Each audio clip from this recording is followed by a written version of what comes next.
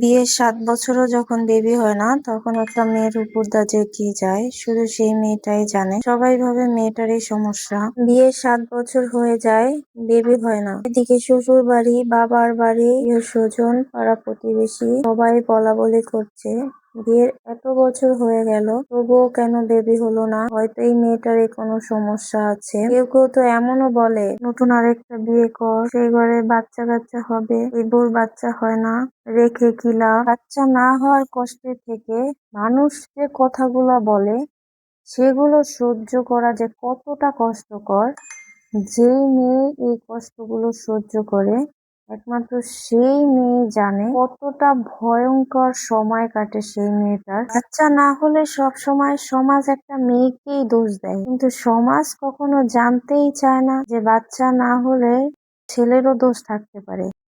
দোষ ছেলেরও থাকতে পারে, দোষ মেয়েরও থাকতে পারে, কিন্তু দোষ যাই হোক, এই সমাজে সবসময় মেয়েকেই দোষী করা হয়। আর সেই দোষীদের মধ্যে আমিও ছিলাম একজন। রাত ভোর শুধু কান্না করতাম। কান্না করতে করতে আমার বালিশ ভিজে যেত, কিন্তু আমার কান্না শেষ হতো না। কারো বাড়ি যেতাম না, কোথাও যেতাম না, কারোর সাথে দেখা করতাম না। সব সময় একলা থাকার চেষ্টা করতাম, মানুষের মুখোমুখি হতাম না ভয়ে, যে যে কেউ দেখলেই হয়তো জিজ্ঞাসা করবে, কিরে বিয়ে হয়েছে এত বছর, বাচ্চা কেন হয়নি। ঢাকার থেকে বাড়ি যেতে চাইতাম না, বাবার বাড়িতে তো না। অন্যদিকে আমার স্বামী আমি দুজনেই প্রচন্ড ভেঙে পড়ি। ডক্টর দেখাই, ডক্টররাও নিরাশ, তারাও পারবে না, আমাদের অবস্থা খুবই ক্রিটিক্যাল ছিল। প্রবলেমটা যারই ছিল আমি সেটা বলতে চাচ্ছি না। অন্যদিকে আমার বাবার বাড়ি থেকেও আমাকে প্রচন্ড চাপ দিতে চাচ্ছিল যে আমাকে তারা নিয়ে যাবে, অন্য কোথাও বিয়ে দিবে। যাকে ভালোবেসে, যাকে পাওয়ার জন্য নিজের জীবন বাজি রেখেছিলাম, তাকেই নাকি আবার ছেড়ে দিতে হবে। এই ভয়ে আমি বাবার বাড়ি যাওয়াও বন্ধ করে দিলাম, যে যাব না বাবার বাড়ি।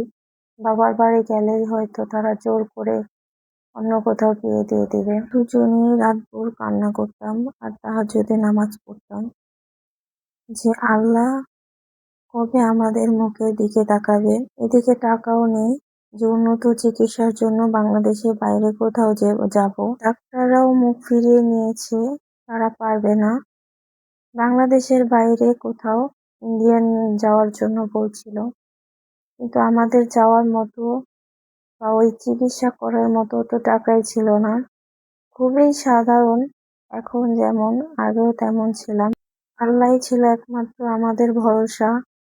তাই আমরা সব সময় আল্লাহর কাছেই প্রার্থনা করতাম যে আল্লাহ হয়তো যেমনই হোক, তুমি অন্তত একটা সন্তান আমাদেরকে দাও, তোমার কাছে ভিক্ষা চাই। চাওয়ার মতো চাইলে হয়তো আল্লাহ কাউকে নিরাশ করে না।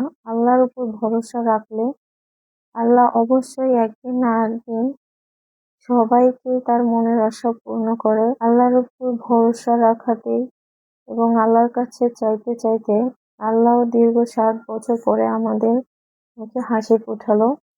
আমার একটা মেয়ে সন্তান হলো, তাকে নিয়ে এখন আমার পুরো দুনিয়া, পুরো জগৎ। আল্লাহ চাইলে সব পারে, আল্লাহ চাইলে দিতে কত। সবাই আল্লাহর উপর ভরসা রাখুন।